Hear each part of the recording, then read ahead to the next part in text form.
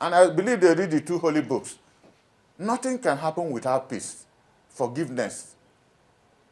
If we can talk and get problem on the way in the southeast, we can sit down. Boko Haram, they are not, they didn't fall from heaven. They are human beings. Hopefully, most of them are Nigerians. I believe in dialogue. No matter how bad the situation is, I believe in dialogue. Even with the bandits, even if it's economic, it could be discussed. Because when you continue collecting property, resources from somebody's land, and he's hungry, can't train his children, the next thing is violence. So government should be able to sit down. How do we accommodate these people? How do we make them feel part of the resources God has given them in their land? Just like when Ken Saro-Wiwa and his people were protesting in the South, and they killed him. Somehow, it does appear artificially that things are quieting down. But that is not peace. Peace is the one that has honesty and justice attached to it. And I would pray this president to sit down and look at how do we engage. Because the country is at the precipice. People, do you know a time in this country people travel at night? You don't travel in the day. People, about 25 years ago, you can move from Enugu to Sokoto or to any part of this country.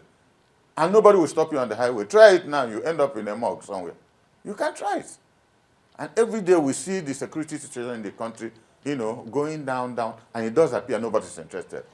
It's even quite disheartening, the fact that even security officers who are supposed to be providing that security are also being, taken out, which is quite sad. This is why it is painful to me as an officer of the Biafran army.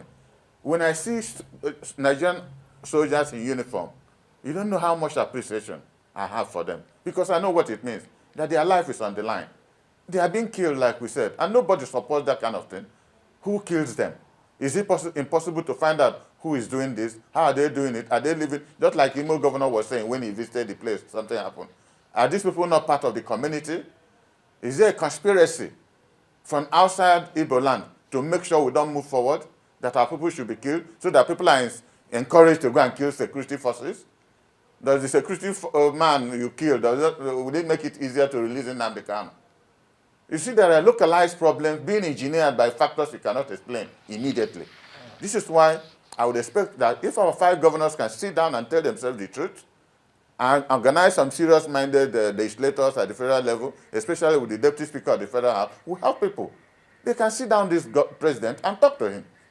Let it be the beginning of something. Release this young man. There's nothing Nnamdi has done that is unknown to law. All right, Chifolasi, I'll just step in here a bit for us to crave your indulgence. We'll take a quick break and bring you Kakaki Socials. Rana will be up next with that.